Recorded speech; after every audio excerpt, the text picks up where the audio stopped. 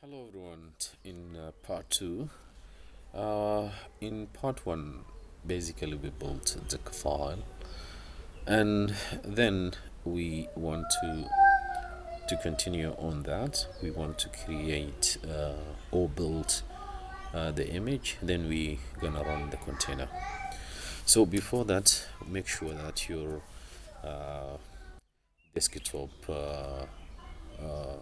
the Docker desktop is open, and as you can see, I think this is like a fresh starting. If I have some images, you're gonna see them here because it's just fresh, so nothing is here.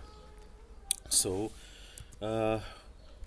we think about this about our steps. If you remember, we starting here, we say that first of all we need to create it. After we create, then we can build our own image, from the file. So how we can build it, we can just put this command docker builds dash t, and then you give it a name, then dash f, and then you give the path for the file. So now you can build something called my demo dash API. You can name it any name, but that's the way. Don't forget to put the current, mean that we are in the current path. The period here.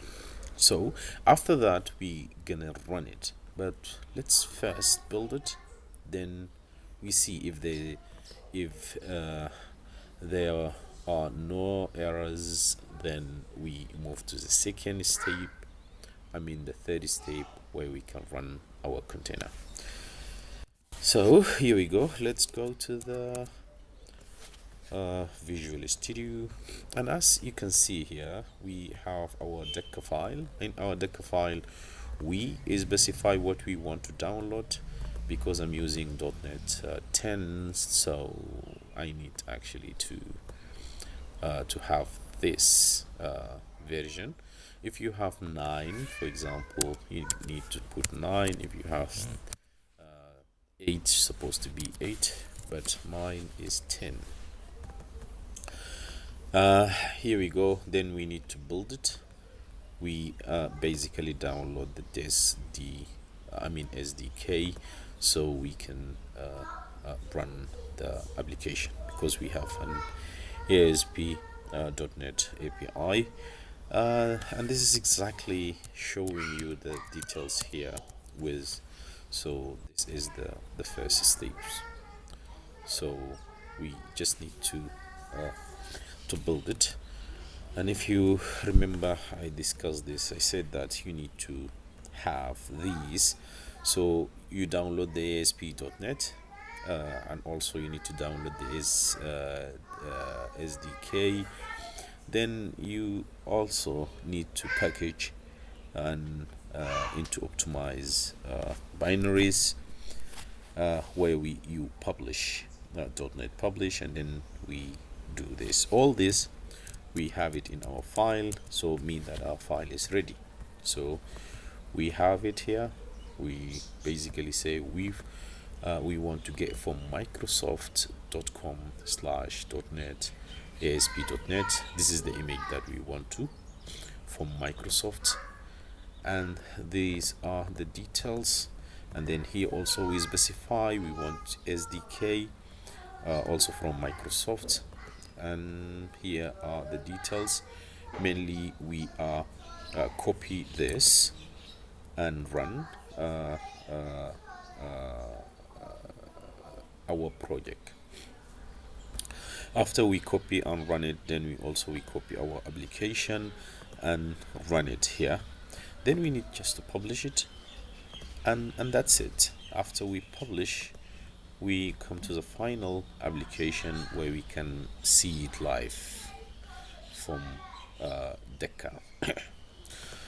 So we basically we don't need to build this from scratch, but if you go to your here for your application, and then you say add, and you cannot see it here, maybe you use old version of Visual Studio, and you do not have these, then you need to add text file.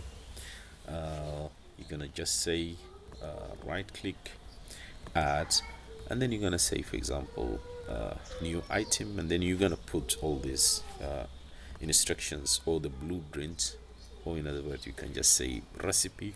So when we packaging, is gonna translate it to Docker framework, so Docker can use it to build image and container for your application. Okay, here we go. Let's go and open our terminal, and we want to copy this, basically this, because we want to build it. We can go and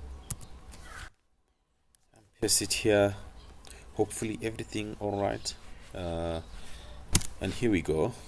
We can see here is gonna, okay, is building, and here you can see the details. It's telling me that okay, we built an image, and this is the ID, which means that everything fine. So let me go to the Docker. Wow, I can see here exactly what I want to see. It's telling me that my demo API is here, and if you go to container, you can't see anything because we just created an image, and the image is static. It's not dynamic. So you need to create a dynamic version of this image, where is the container. So now let's move to the third, where we can run our application. Let me copy this. Let me just copy it. Copy this, and if you notice here, let me just paste it first. You see Docker run. That one is basically Docker build. So here we say Docker run -d -r, and then we have the port. We say 7242. This is the port, and then we say run it and call it my running API. This is the container that we're gonna see in from the image my demo. So here we go, and let's see. It seems like works fine because I can see the ID of the container. So let me go back to our container so we can see.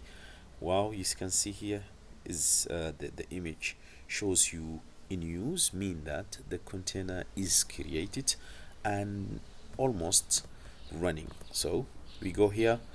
At first you might see this, why I can see it here. Just you need to remove this, then you can see it here, and as you can see, it shows you that right now is running. So let me go here, see, and this is exactly like what I expected to see. So if I click this, I supposed to go here, and now I think I'm able to go to my JSON, even though you see, as you remember, I mentioned that you need to tell where is your application. Here I think we can just go to, I think it's called forecast or something. Let me just go to the, just to remember the name of the application. Here we go.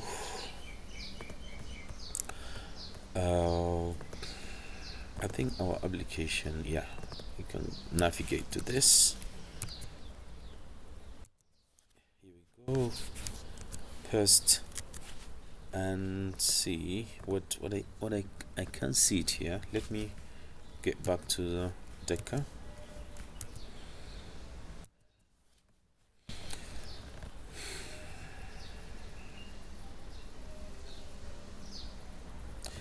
It shows me that is working in this exactly 7242. save into, yeah, exactly. Let me just copy the URL. Maybe I put HTTPS. It seems like HTTP. Here we go. Yeah, HTTPS. I think that was the problem. Okay, now you can see I have it here. If I refresh, still I get it. Now I'm ready to even say goodbye Visual Studio. I can just close it safely, and I supposed to see it still works fine from here, from Docker. I'm gonna open maybe oh my, maybe bin, and you can see it's running. I don't need even to see Visual Studio. Nothing is here, as you can see. I already closed it, so now our application running from Docker. How I can stop it? I can just come here and say stop. If I stop here, then I move back, refresh, I supposed to see nothing. Yeah, because I stop our image. How I can run it? I can just click here to run it, and I can refresh. Now it's live, and that's it. Simply same, you can create again and again and again and again. You might have like a list of them. One thing I want you to consider when you created your image and your container, if you update your code, you need to create another image file, because this is basically generated from what you already have in your application. Whatever update you do, you need to recreate, so to keep consistency.